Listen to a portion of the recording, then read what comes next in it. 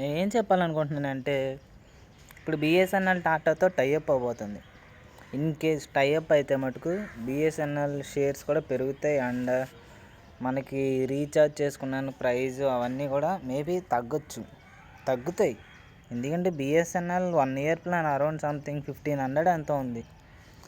So ఇప్పుడు నేనేం చెప్పబోతున్నానంటే, ఇప్పుడు యాక్చువల్లీ చూసుకుంటే చాలామంది కూడా యూజర్స్ బిఎస్ఎన్ఎల్ షిఫ్ట్ అయిపోతున్నారు ఈ రీఛార్జ్లు కట్టలేక.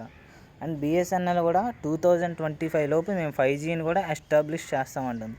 అండ్ కొత్త టవర్స్ పెడతానికి కూడా మేబీ టాటా కంపెనీతో టైఅప్ అవ్వబోతున్నానని రూమర్స్ కూడా వస్తున్నాయి.